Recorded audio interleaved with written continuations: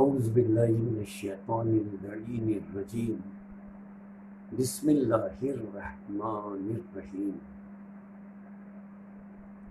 الحمدللہ ذی العز الشامخ المنیف ذی الجلال البازخ العظیم ذی الملک الفاخر القدیم مالک الاملاک مفلک الافلاک القمر مکبر اللیل والنہار مکبر النہار علی اللیل قاسم کل جبار عنید مہلک کل شیطان مرید رب الجنۃ والناس رب العالمین الصلاۃ والسلام علی النبی الامی العربی الہاشمی القرشی المکی المدنی الابتحی المطلبی ابی القاسم محمد اللہم صلی علی محمد وآل محمد الصلاۃ والسلام علی اہل بیتہ الطیبین الطاہرین المعصومین المظلومین المنتجبین المنتخبین المطہرین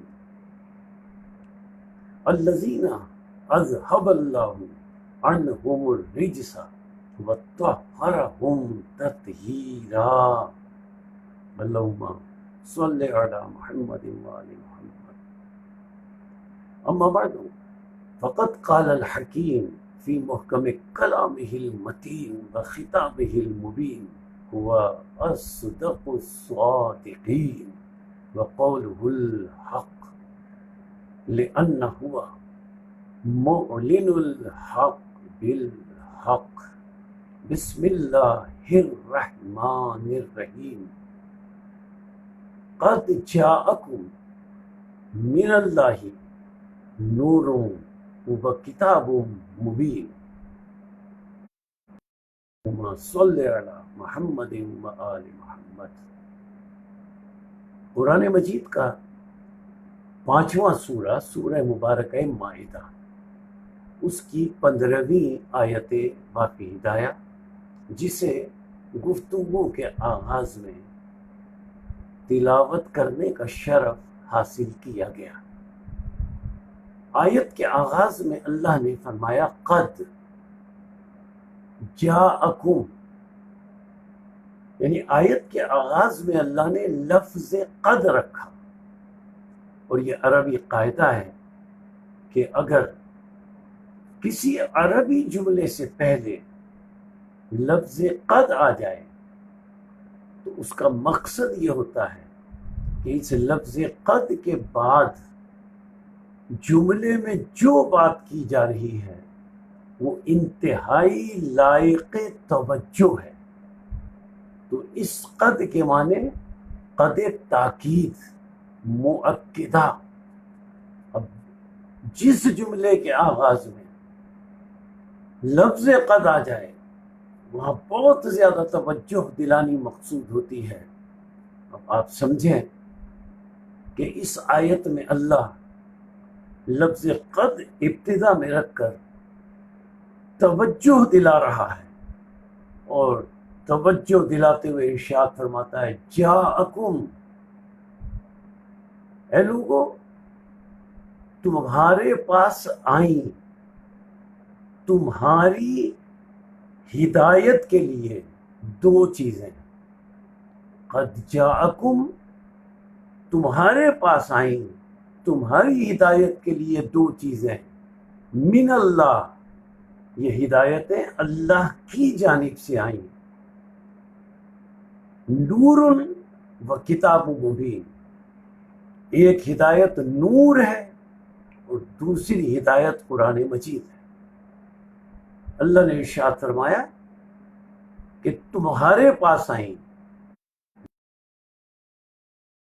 یہاں کم کا لفظ آیا کہ تمہارے پاس آئیں دو ہدایتیں، اگر ان دو سے ہدایت حاصل نہیں کرو گے تو تم آخرت میں کامیاب نہیں ہو سکتے، جنت میں نہیں جا سکتے، جہنم سے نہیں بچ سکتے۔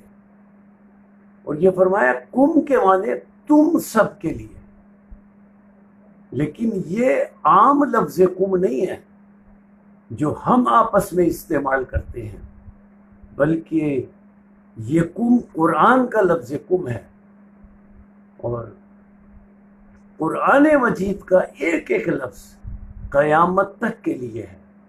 تو کم کا مطلب صرف یہ نہیں کہ جو رسول کے زمانے میں لوگ موجود تھے ان سے اللہ خطاب کر رہا ہے کہ تمہارے لیے یہ دو ہدایتیں آئیں، بلکہ اس کم کا مقصد یہ ہے کہ قیامت تک جو لوگ آئیں گے، کم قیامت تک جو لوگ آئیں گے، اے قیامت ہو، تمہارے لیے ہم نے دو ہدایتیں بھیجی ہیں، ایک نور ہدایت اور ایک قرآن مجید۔ یعنی قرآن اور نور ہدایت، جب یہ دو ہدایتیں اللہ تعالیٰ نے بھیجی اور قیامت تک کے لوگوں کے لیے بھیجی، قیامت تک جب تک ایک فرد بھی زندہ ہے یہ دونوں ہدایتیں موجود ہونی چاہیے۔ سب متفق ہیں کہ ان دو ہدایتوں میں سے جو قرآن مجید ہے، اللہ نے اس کے لیے فرمایا اِنَّا نَحْنُ نَزَّلْنَا الذِّكْرَ وَإِنَّا لَهُ لَحَافِظُونَ، کہ ہم نے قرآن نازل کیا ہے اور ہم اس قرآن کی حفاظت کی قیامت تک ضمانت لیتے ہیں۔ سب متفق ہیں کہ قیامت تک قرآن ہدایت کے لیے موجود ہے۔ جب قرآن قیامت تک ہدایت کے لیے موجود ہے تو یہ کیسے ممکن ہے کہ یہ جو دوسری ہدایت جسے نور کہا اللہ نے، وہ ہدایت قیامت تک کے لیے کیوں؟ نور ہدایت بھی قیامت تک موجود ہونا چاہیے، اور اس نور سے مراد قرآن نہیں ہے، اس لیے کہ نور و کتاب مبین، نور اور کتاب مبین کے درمیان لفظ واو اللہ نے عطف کر رکھا جو غیریت پر دلیل کرتا ہے، یعنی جس کے معنی یہ ہیں کہ واو سے پہلے جو ہے لفظ وہ اور ہے اور واو کے بعد جو لفظ ہے وہ اور ہے۔ معلوم ہوا قرآن مجید اور ہے، اور یہ نور ہدایت جو عطف کے واو سے پہلے ہے یہ اور ہے۔ تو تمام ملت مسلمہ کا یہ عقیدہ ہے کہ قرآن مجید قیامت تک ہدایت کے لیے موجود ہے۔ تو پھر اس آیت کے تحت مجھے کوئی یہ بتائے کہ وہ نور کون سا ہے جو قیامت تک ہدایت کے لیے موجود ہے۔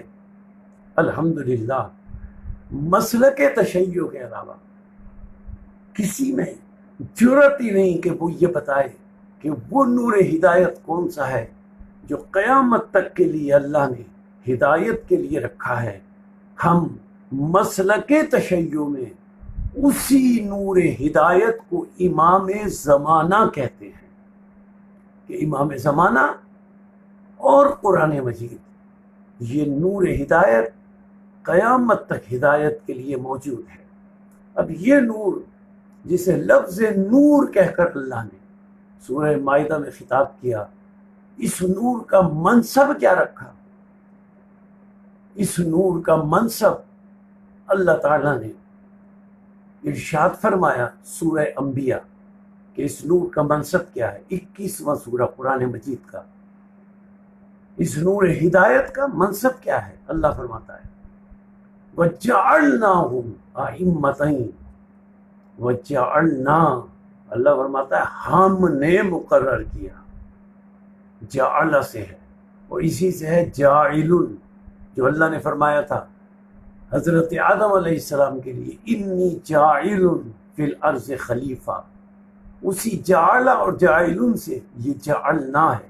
اللہ نے بتایا کہ زمین پر خلیفہ مقرر کرنے والا جاعل میں اللہ ہوں، اور یہاں فرمایا وَجَعَلْنَاهُمْ، ہو نہیں ہے، ہما نہیں ہے، ہم ہے، ہم کے معنی جمع، ہو ہوتا جعلنا کے بعد تو ایک مراد ہوتا، ہما ہوتا تو دو مراد ہوتے، لیکن یہاں ہم مراد ہے، ہم کے معنی جمع، تو ترجمہ یہ ہوا وَجَعَلْنَاهُمْ أَئِمَّةً، ہم کچھ جمع ہستیوں کو، ہم نے، اللہ فرماتا ہے ہم نے کچھ جمع ہستیوں کو امام مقرر کیا، جعلنا ہم نے مقرر کیا، وہاں فرمایا جاعل ہم نے خلیفہ بنایا، یہاں فرمایا کچھ جمع ہستیوں کو ہم نے امام مقرر کیا۔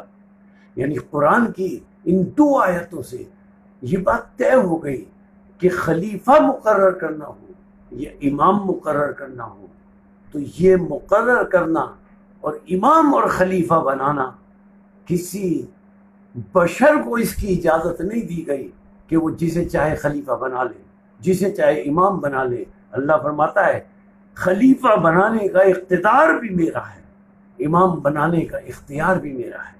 لیکن یا اللہ تو نے اس آیت میں یہ بتایا کہ ہم نے کچھ جمع ہستیوں کو امام مقرر کیا، یا اللہ آیت میں یہ بھی بتا دے کہ یہ جمع ہستیاں کون ہیں تاکہ ہم پہچان سکیں۔ تو نام تو لیتا نہیں ہے، لیکن ایسی کوئی پہچان بتا دے کہ ہمیں پتہ لگ سکے کہ جنہیں تو نے امام بنایا ہے ان میں یہ پہچان ہے، تاکہ ہم ان کے دامن سے تمسک اختیار کر سکیں، اور تمسک اختیار کر کے ہم آخرت میں فلاح اور کامیابی حاصل کر سکیں۔ تو اللہ نے علامات اور پہچان بتانی شروع کی ان ائمہ کی۔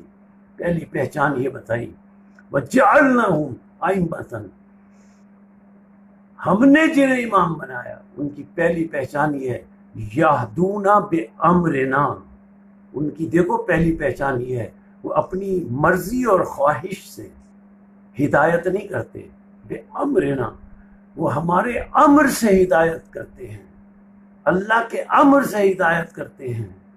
معلوم ہوا جو اللہ کے امر سے ہدایت کرے اسے اللہ نے مقرر کیا، اور جو اللہ کے امر سے ہدایت کرے اسی کو اولی الامر کہتے ہیں۔ معلوم ہوا اللہ نے اولی الامر کو ہدایت کے لیے قیامت تک مقرر کر دیا، یعنی آج بھی ایک اولی الامر ہے، قیامت تک بھی ایک اولی الامر ہے جو ہدایت کا فریضہ انجام دے رہا ہے۔ یہ اللہ اور پہچان کیا ہے؟ آیت پڑھی سنو، جنہیں ہم نے امام بنایا وَأَوْحَيْنَا إِلَيْهِمْ بِالْخَيْرَاتِ، ہم نے ان کی طرف تمام نیک کاموں کی وحی کر دی، وَإِقَامَ الصَّلَاةِ، اور ہم نے جنہیں امام بنایا ہم نے ان کی طرف نماز کے قیام کی وحی کر دی، وَإِيتَاءَ الزَّكَاةِ، اور جنہیں ہم نے امام بنایا ہم نے ان کی طرف زکوٰۃ کی ادائیگی کی وحی کر دی۔ یا اللہ اب تک سمجھ میں نہیں آیا، کوئی واضح پہچان بتا دے۔ تو اب اللہ نے آیت کے آخر میں واضح پہچان بتائی کہ ہم نے کنہیں امام بنایا ہے۔ آیت کے آخری جز میں ارشاد فرمایا اوحینا الیہم فعل الخیرات واقام الصلاۃ وایتاء الزکوٰۃ، آخر میں فرمائی پہچان لو وہ کون ہے، وَكَانُوا لَنَا عَابِدِينَ، سنو جنہیں ہم نے امام بنایا ہے یہ وہ نہیں ہیں جو دنیا میں آ کر عبادتیں سیکھتے ہیں۔ کانوا لنا عابدین، سنو جنہیں ہم نے امام بنایا وہ ہمارے بہت پہلے سے عبادت گزار بندے ہیں۔ وہ عبادت گزار بندے کون ہیں؟ رسول سے پوچھا گیا یا رسول اللہ آپ کیا کرتے تھے؟ حضرت آدم کی خلقت سے پہلے موجود تھے تو آپ کیا کرتے تھے؟ تو رسول نے واحد کا صیغہ استعمال نہیں کیا بلکہ رسول نے جمع کا صیغہ استعمال کیا، اور رسول نے بتایا کہ سنو سجدنا وسجدت الملائکہ، ورنہ یہ ہوتا کہ صرف میں رسول، سجدنا جمع، رسول نے فرمایا سنو سجدنا وسجدت الملائکہ، سنو آدم سے قبل ہم محمد و آل محمد کے سجدوں کو دیکھ کر فرشتوں نے سجدے کرنا سیکھے۔ معلوم ہوا یہ پہلے کے عبادت گزار ہیں۔ اب اگر اور دلیل طلب ہے اور اگر کوئی دلیل چاہتا ہے اور قرآن کی آیت موجود ہے کہ یہ کون ہے. عبادتیں ممکن نہیں ہیں جب تک علم اور معرفت نہ ہو. صرف یہ دیکھ لیں، یہ عبادت کرتے تھے حضرت آدم علیہ السلام سے قبل، انہوں نے یہاں آ کر کسی سے عبادتیں نہیں سیکھی، یہ عبادت کر ہی نہیں سکتے جب تک علم اور معرفت ان کے پاس نہ ہو. معلوم ہوا کہ ان کے پاس علم اور معرفت تھا، یہاں دنیا میں آ کر انہوں نے کسی سے علم حاصل نہیں کیا. معلوم ہوا وہ امام نہیں ہو سکتا جو دنیا میں آ کر کسی کے سامنے زانو تلمس طے کرے اور دنیا میں کسی سے آ کر علم حاصل کرے. اس لیے کہ اللہ تعالیٰ نے سورہ نحل میں فرمایا ہے وَاللَّهُ أَخْرَجَكُم مِّن بُطُونِ أُمَّهَاتِكُمْ لَا تَعْلَمُونَ شَيْئًا. اے لوگو، جب تم پیدا ہوئے تمہارے پاس علم نہیں تھا، کیسے علم آیا؟ وَجَعَلَ لَكُمُ السَّمْعَ وَالْأَبْصَارَ وَالْأَفْئِدَةَ. اللہ نے تمہیں بصارت کی قوت عطا کی، اللہ نے تمہیں سماعت کی قوت عطا کی، اللہ نے تمہیں بولنے کی قوت عطا کی. تم سمجھ رہے ہو اللہ نے یہ تمہیں کیوں عطا کیا؟ اللہ نے آیت میں ارشاد فرمایا لعلکم تشکرون، تاکہ تم بصارت، سماعت اور دل اور دماغ کی قوتوں کو بروئے کار لا کر اللہ کی بارگاہ میں شکر ادا کر سکو. معلوم ہوا عام انسان دنیا میں پیدا ہونے کے بعد شعور کی منزل میں قدم رکھنے کے بعد علم حاصل کرتا ہے. جب پیدا ہوتا ہے تو وہ صاحب علم نہیں ہوتا، اور ہمیں وہ تلاش کرنے ہیں جو حضرت آدم سے قبل صاحب علم تھے اور جب اس دنیا میں پیدا ہوئے انہوں نے کسی سے علم حاصل نہیں کیا، وہ علم لدنی کے مالک تھے. عام انسان تو امام ہو ہی نہیں سکتا. اب امام وہ ہو سکتا ہے کہ جس نے دنیا میں آنے کے بعد رسول کے ہاتھوں پر اپنے صاحب علم ہونے کی اس طرح دلیل دی کہ رسول کے ہاتھوں پر بلند ہو کر دنیا میں آتے ہی حضرت علی نے رسول سے مخاطب ہو کر کہا یا رسول اللہ، توریت پڑھوں، انجیل پڑھوں، زبور پڑھوں، وہ قرآن پڑھوں جو قرآن ابھی نازل نہیں ہوا؟ یعنی آتے ہی گفتگو کر رہے ہیں. اور حضرت علی جب پڑھا رسول کے ہاتھوں پر،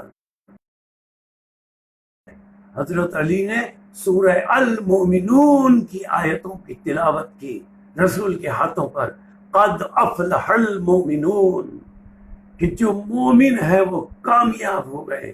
میں مولا علی کی خدمت میں عرض کروں، مولا قرآن کے 30 سپارے ہیں، 114 سورے ہیں، کوئی اور سورہ، کوئی اور آیت ایسی ہوتی جن کی آپ تلاوت فرما دیتے، یا آپ نے سورہ المومنون ہی کی آیات کا انتخاب کیوں کیا دنیا میں آنے کے بعد تلاوت کرنے کا؟ تو علی جواب دیں گے سورہ المومنون کی دنیا میں آنے کے بعد وہی تلاوت کرے گا نا جو امیر المومنین ہو. معلوم ہوا کہ حضرت علی نے یہ ثابت کیا کہ میں امیر المومنین ہوں، اور امیر المومنین واحد خطاب ہے ہمارے تمام ائمہ معصومین میں صرف اور صرف حضرت علی علیہ السلام کا. لیکن میں ایک بات عرض کر دوں تاکہ مسلک تشیع کا عقیدہ واضح ہو جائے. حضرت علی جو قرآن کی تلاوت کر رہے ہیں رسول کے ہاتھوں پر، حضرت علی نے رسول کے ہاتھوں پر تلاوت کی قرآن مجید کی. ہم نے علی سے پوچھا مولا آپ نے تلاوت کی؟ تو علی نے فرمایا ہاں میں نے تلاوت کی. تو مولا ہم نے پوچھا ذرا اپنا تعارف تو کرائیں، آپ کون ہیں؟ تو حضرت علی نے اپنا تعارف کرایا، انا عبد من عبید محمد المصطفیٰ. اور یہ شیعت کا عقیدہ ہے، سب سن لیں کہ مسلک تشیع کا یہ عقیدہ ہے جو حضرت علی نے بتایا. حضرت علی نے فرمایا میں خاتم النبیین کا ایک غلام ہوں. اب سوچنے والی بات یہ ہے کہ حضرت علی جو غلام ہیں خاتم النبیین کے، وہ تو دنیا میں آتے ہی قرآن پڑھ رہے ہیں، اور خاتم النبیین جو علی کے آقا اور مولا ہیں، انہوں نے آ کر دنیا میں قرآن نہیں پڑھا۔ تو اس کا سیدھا سا جواب یہ ہے کہ اگر خاتم النبیین دنیا میں آتے ہی قرآن پڑھتے تو تصدیق کون کرتا کہ یہ خاتم النبیین کیا پڑھ رہے ہیں؟ اللہ نے سورہ طٰہٰ میں بتایا، 20واں سورہ، کہ میرا یہ رسول قرآن پڑھ سکتا ہے۔ اللہ فرماتا ہے رسول سے خطاب کر کے، لا تعجل بالقرآن من قبل ان یقضى الیک وحیہ۔ اللہ فرماتا ہے اے میرے رسول، جب تک جبریل تمہیں وحی نہ پہنچا دیں قرآن کو آگے نہ پڑھا کرو۔ یعنی جب جبریل وحی لاتے تھے اور قرآن سناتے تھے رسول اور آگے سے پڑھنے لگتے تھے، معلوم ہوا رسول بھی قرآن پڑھ سکتے ہیں۔ یہ سورہ طٰہٰ نے بتایا۔ تو یہ نور وہ نور ہے جو وہاں سے علم لدنی کا مالک ہے۔ اب اس نور کے لیے اللہ نے سورہ صف میں فرمایا، 61واں سورہ ہے، یریدون لیطفئوا نور اللہ بافواہہم واللہ متم نورہ ولو کرہ الکافرون۔ اللہ فرماتا ہے یریدون، کچھ لوگ یہ ارادہ رکھتے ہیں کہ اللہ کے نور کو اپنی پھونکوں سے بجھا دیں۔ اللہ نے مثال بھی کیا دی؟ پھونکوں سے بجھا دیں۔ پھونکوں سے کیسے بجھایا جا سکتا ہے کہ اللہ کے نور کو ٹمٹماتا ہوا چراغ سمجھ لیا ہے جو تمہاری پھونکوں سے بجھ جائے گا؟ اللہ فرماتا ہے یہ تمہارا ارادہ ہے۔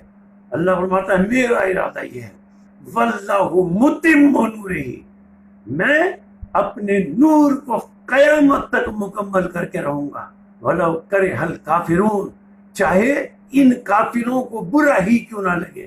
یعنی اللہ نے یہ بتایا کہ میرا نور قیامت تک مکمل ہوگا، چاہے کافروں کو برا کیوں نہ لگے۔ یا اللہ یہاں کافروں کا ذکر کیوں کر دیا؟ تو اللہ فرمائے گا ہاں، جو میرے نور کو بجھانے کی کوشش کرے دنیا کی نظر میں، چاہے وہ مومن ہو، چاہے وہ امیر المومنین ہو، چاہے وہ امیر المومنین ہو، لیکن اللہ کی نظر میں وَلَوْ كَرِهَ الْكَافِرُونَ، وہ کافر ہے۔ اور اس بات کی تائید سورہ مائدہ کی دوسری آیت سے بھی ہوتی ہے۔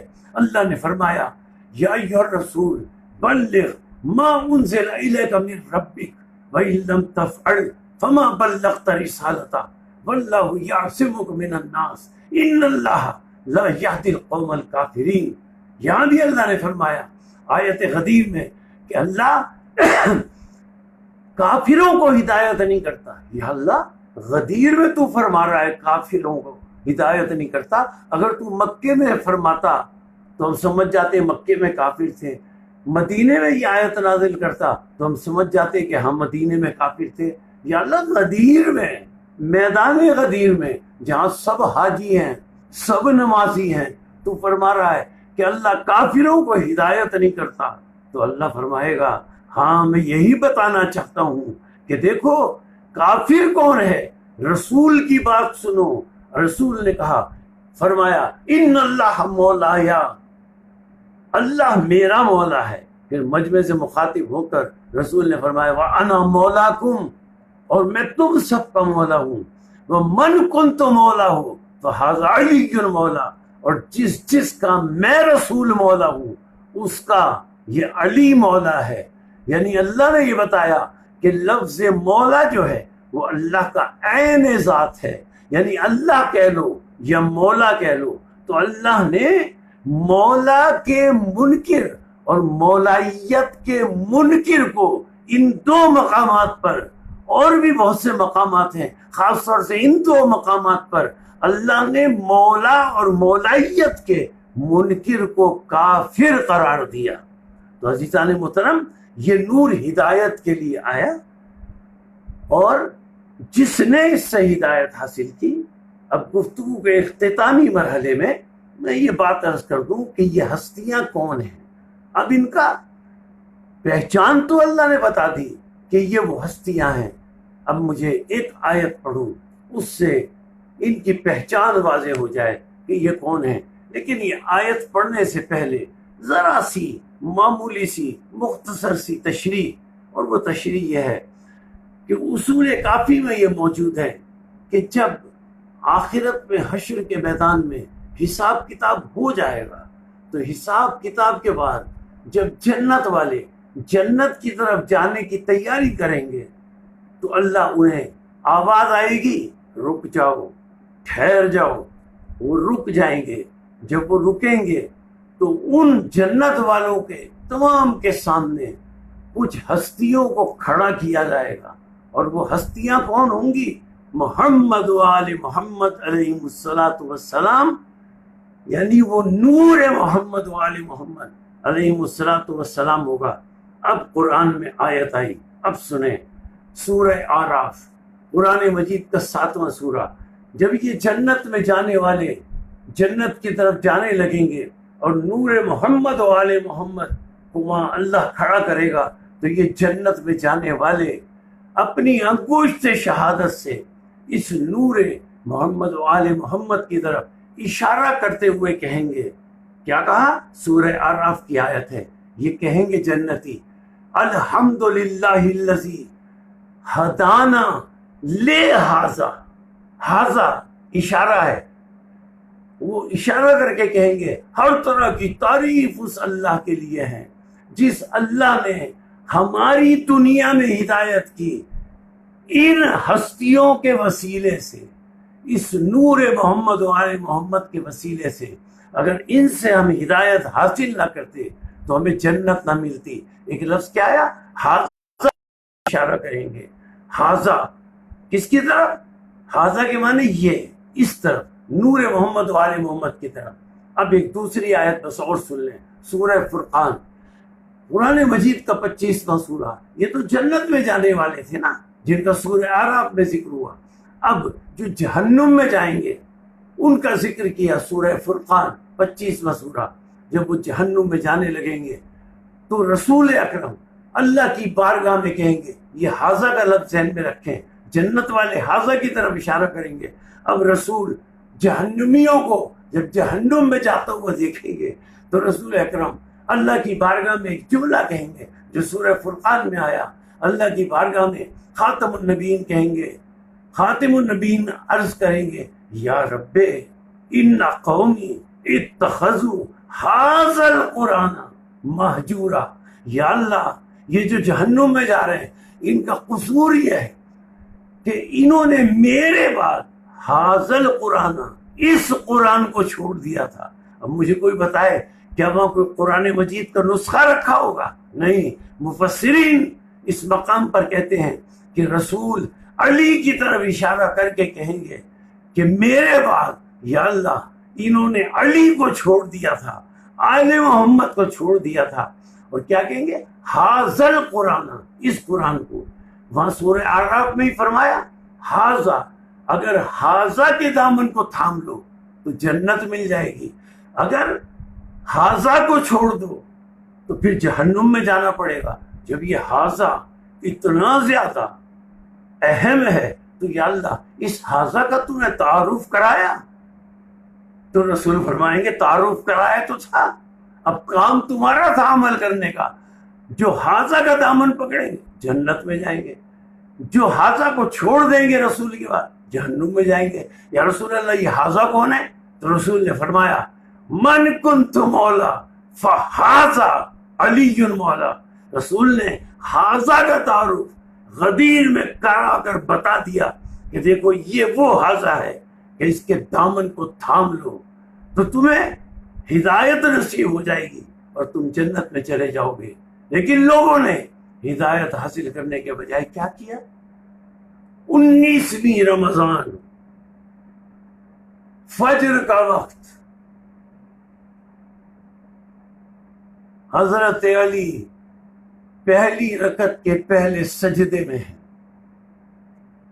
کیا شان ہے مولا کائنات کی! پورے عالمین میں جب بھی کوئی دنیا سے گیا،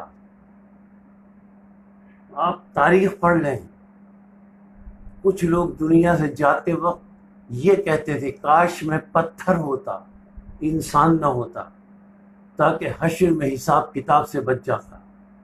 کاش میں درخت ہوتا، مجھ سے حساب کتاب نہ ہوتا، میں حشر کے میدان میں حساب کتاب سے بچ جاتا۔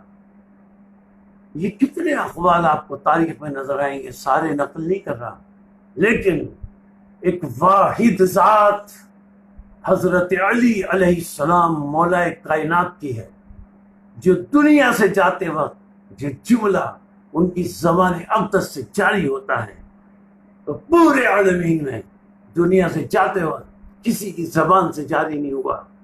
فجر کی نماز ہے، 19 رمضان کی صبح ہے، سحر کا وقت ہے، مولا علی پہلے سجدے میں ہیں، پہلی رکعت کے، لعین ابن ملجم، اللہ اس پر لعنت کرے، زہر میں بجھی ہوئی تلوار سے، سجدے کے عالم میں جب حضرت علی تھے، ان کے سر اقدس پہ زہر میں بجھی ہوئی تلوار سے وار کیا، ایک مرتبہ سر شکافتہ ہوا، اور واحد علی کی ذات ہے جن کی زبان اقدس پر ضربت کے بعد یہ جملہ آیا، فزتو برب الکعبہ، رب کعبہ کی قسم علی کامیاب ہو گیا، اور کسی میں جرأت نہیں یہ جملہ کہتا۔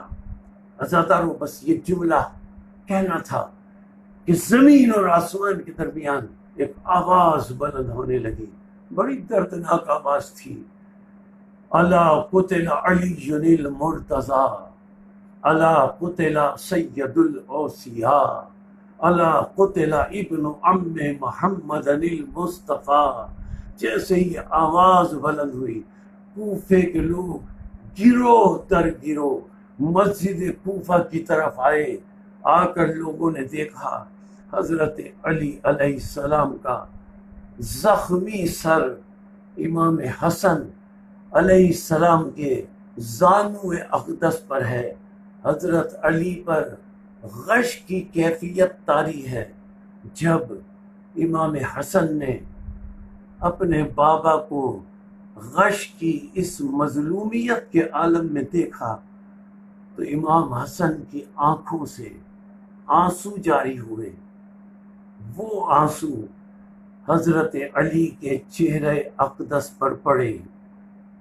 حضرت علی نے چہرے اقدس پر جیسے ہی آنسو پڑے، آنکھوں کو کھول دیا، اور عزاداروں آپ کی خدمت میں عرض کروں، فزت برب الکعبہ کے بعد ہوش میں اب علی آئے، ہوش میں آنے کے بعد علی علیہ السلام نے پہلا جملہ جو کہا وہ امام حسن سے مخاطب ہو کر آہستہ سے پوچھا، بیٹا حسن، میرا بیٹا حسین کہاں ہے؟ امام حسن علیہ السلام نے عرض کیا، بابا وہ آپ کے قدموں سے لپٹا ہوا رو رہا ہے، آپ کے قدموں سے لپٹا ہوا فریاد کر رہا ہے۔ حضرت علی نے فرمایا، بیٹا حسن جاؤ، اسے قدموں سے ہٹا کر میرے سرہانے لے کر آؤ۔ امام حسن علیہ السلام گئے، امام حسین کے سر پر شفقت سے ہاتھ رکھا، پیار کیا، اپنے بابا کے قدموں سے الگ کیا، لے کر سرہانے آئے۔ اب میں کیا کروں؟ یہاں مجھے یاد آ گیا کہ مولا حسین علیہ السلام کی خدمت میں عرض کروں، مولا نصیب ہے، یہ آپ کا مقدر ہے کہ آپ کو جب آپ کے بابا کے قدموں سے جدا کیا تو امام حسن نے پیار کیا، شفقت سے جدا کیا، اور میں عرض کروں مولا حسین کی خدمت میں، مولا یہ آپ کا مقدر ہے۔ اور شام غریبہ میں وہ جناب سکینہ سلام اللہ علیہا کا مقدر ہے، جب اپنے بابا کے قدموں سے لپٹی ہوئی رو رہی تھی اور کہہ رہی تھی، واہ ابتا واہ ابتا، تو ظالم آئے، منہ پر جناب سکینہ کے تماچے مارے، کانوں سے گوشوارے اتارے۔ مولا حسین وہ آپ کا نصیب ہے، یہ جناب سکینہ سلام اللہ علیہا کا نصیب ہے۔ جناب سکینہ سلام اللہ علیہا روز عاشور یتیم ہوئی، اور 21 رمضان کو حسین علیہ السلام یتیم ہو گئے، اور 21 رمضان کو امام حسن علیہ السلام یتیم ہو گئے، جناب زینب سلام اللہ علیہا یتیم ہو گئیں، جناب ام کلثوم سلام اللہ علیہا یتیم ہو گئیں۔ حضرت علی کو جب امام حسن اور امام حسین گھر لے کر آئے اور جناب زینب اور ام کلثوم سلام اللہ علیہما نے اپنے بابا کی حالت دیکھی تو بلند آواز سے رونے لگی، واہ ابتا واہ ابتا، ہائے ہمارے بابا، ہائے ہمارے بابا۔ حضرت علی کو جب لے کر امام حسن اور امام حسین علیہ السلام گھر آئے تھے تو کوفے میں لوگوں کا مجمع بھی پیچھے پیچھے آ گیا تھا، اور وہ گھر کے قریب آ کر رک گیا تھا۔ ایک مرتبہ امام علی علیہ السلام نے غش سے آنکھیں کھولی، امام حسن کو بلایا، امام حسن کو بلا کر اب دیکھیں کیا عجیب جملہ مولا علی فرماتے ہیں امام حسن سے، بیٹا حسن دیکھو تمہاری بہنیں زینب اور ام کلثوم اتنی بلند آوازوں سے رو رہی ہیں، دیکھو ان کے رونے کی آواز باہر مجمع ہے نامحرم مجمع کے کانوں میں ان کے رونے کی آواز جا رہی ہے، بیٹے ذرا باہر جاؤ۔ حسن باہر جا کر مجمع سے کہو ذرا دور چلا جائے تاکہ میری بیٹیوں کے رونے کی آواز نامحرم مجمع کے کانوں میں نہ جائے۔ میں مولا علی کی خدمت میں عرض کروں گا، مولا آپ یہ نہ برداشت کر سکے کہ بیویوں کی آواز نامحرم مجموع میں جائے، ارے مولا آپ نے کیسے برداشت کیا ہوگا کہ یہ بیویاں بغیر چادر کے کوفے کے بازار میں گئیں، بغیر چادر کے شام کے بازار میں گئیں، ان پر صدقوں کی کھجوریں پھینکی گئیں، اور حضرت ام کلثوم یہ کہتی ہوئی نظر آئیں، ہم پر صدقے کی کھجوریں نہ پھینکو، الصدقۃ علینا حرام، دیکھو صدقہ ہم پر حرام ہے۔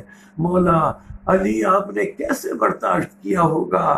آپ تو یہ برداشت نہیں کر سکے کہ نامحرموں کے مجمع میں ان کی آواز چلی جائے، آپ نے کیسے برداشت کیا ہوگا؟ شام کا دربار ہے، ایک رسی میں 12 بیویوں کے بازو بندھے ہوئے ہیں، اسی میں جناب سکینہ کا گلا بندھا ہوا ہے، ظالم تعارف کرا رہے ہیں، ہاذہی زینب ہاذہی ام کلثوم۔ مولا آپ نے کیسے برداشت کیا ہوگا؟ بالآخر مولا علی علیہ السلام کا قاتل لعین پکڑا گیا، جب پکڑ کر لایا گیا تو حضرت علی علیہ السلام کو مشروب پیش کیا گیا۔ کیا شان ہے، کوئی اس شان کا مولا اس پوری دکھا سکتا ہے کہ جس نے پلایا ہو؟ حضرت علی کو جب مشروب دیا جانے لگا تو امام حسن علیہ السلام بھی کھڑے تھے، حضرت عباس بھی کھڑے تھے، امام حسین بھی کھڑے تھے۔ مرتبہ حضرت علی نے کہا یہ مشروب میرے قاتل کو دے دو، دیکھو نا کیسے اس خوف زدہ ہو کر کانپ رہا ہے، یہ مشروب پی لے۔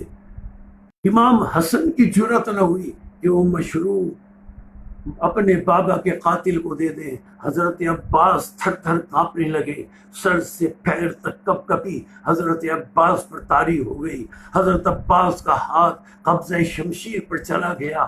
حضرت عباس میں یہ جرأت نہیں تھی کہ وہ مشروب قاتل کو دیں، اپنے بابا کے قاتل کو مشروب دیں۔ کون گیا مشروب دینے؟ عزادارو وہ جسے مظلوم حسین علیہ السلام کہتے ہیں۔ امام حسین علیہ السلام آگے بڑھے، آگے بڑھ کر مشروب لیا اور قاتل کو دیا۔ عزیزو بس یہی 2 شخصیتیں نظر آتی ہیں اس کائنات میں، ایک تو مولا حسین جو اپنے بابا کے قاتل کو مشروب دے رہے ہیں، دوسرے وہ مدینہ ہے جب رہائی کے بعد امام سجاد علیہ السلام کے گھر ایک شخص آیا، اس کی خاطر تواضع امام نے کی، اسے کھانا کھلایا، جب وہ جانے لگا تو وہ کہتا ہے جناب سید سجاد علیہ السلام سے، آپ نے شاید مجھے پہچانا نہیں۔ امام سجاد علیہ السلام فرماتے ہیں میں نے تجھے پہچان لیا، میں تجھے کیسے بھول سکتا ہوں، تو کربلا میں میرے بھائی کا قاتل ہے۔ بس دیکھیں یہ تو ہیں جو کھانا کھلا رہے ہیں، قاتلوں کو پانی پلا رہے ہیں، مشروب دے رہے ہیں۔ 20ویں رمضان آئی، اب 21ویں رمضان کی شب آئی، جس شب میں ہم بیٹھے ہیں اور مولا علیہ السلام کی شہادت کا تذکرہ کر رہے ہیں۔ مولا علی علیہ السلام اس 21ویں ماہ رمضان کی شب میں، مولا علی علیہ السلام شب 21 میں، یعنی 20 رمضان گزر گئی، 21ویں صبح آنے والی ہے۔ اس شب میں مولا علی علیہ السلام نے غش سے آنکھیں کھولی، اپنے سارے اہل بیت کو قریب بلایا، امام حسن علیہ السلام کو آواز دی، اور امام حسن علیہ السلام کے ہاتھ میں اہل بیت کے ہر فرد کا ہاتھ دیا، اور ہاتھ دے کر امام حسن علیہ السلام کو یہ وصیت کرتے رہے، بیٹا میرے بعد ان سب کی ذمہ داری تمہاری ہے، میں ان سب کو تمہارے سپرد کرتا ہوں۔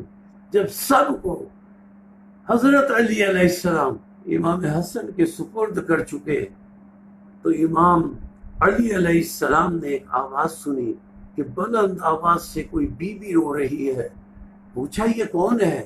کسی نے کہا یہ ام البنین رو رہی ہیں، حضرت ام البنین سلام اللہ علیہا۔ تو حضرت علی نے کہا بلاؤ۔ جب بلایا گیا تو حضرت ام البنین نے کہا، حضرت علی پوچھتے ہیں کیوں بلند آواز سے رو رہی ہو؟ تو ام البنین کہتی ہیں کیا مولا میرے بیٹے عباس سے کوئی غلطی ہو گئی جو آپ نے سارے اہل بیت کو امام حسن کے سپرد کر دیا؟ میرے بیٹے عباس کو آپ نے امام حسن علیہ السلام کے سپرد نہیں کیا۔ حضرت علی چیخ کر بلند آواز سے روئے، ام البنین تم نہیں جانتی، ٹھہر جاؤ۔ یہ کہہ کر حسین کو بلایا، حسین علیہ السلام آئے، عباس علیہ السلام آئے۔ اب اس منظر پر آپ دیکھیں کہ حضرت علی علیہ السلام نے حضرت عباس کا ہاتھ امام حسین کے ہاتھ میں نہیں دیا، حضرت عباس کو امام حسین کے عباس سے کہا قریب آؤ، اور امام حسین کا ہاتھ حضرت عباس کے ہاتھ میں دے کر حضرت عباس سے روتے ہوئے مخاطب ہو کر حضرت علی نے ارشاد فرمایا، بیٹا عباس میرے بیٹے حسین کا کربلا میں خیال رکھنا، میرے بیٹے حسین کا خیال رکھنا۔ اور عزادارو اپنے بابا کی وصیت کو اس طرح حضرت عباس نے پورا کیا، بازو کٹوا دیے، سر پر گرز برداشت کر لیا، لیکن مولا حسین ہاتھ نہ چھوڑا۔ سَيَعْلَمُ الَّذِينَ ظَلَمُوا أَيَّ مُنقَلِبٍ يَنقَلِبُونَ۔ اللہم صلی علی محمد۔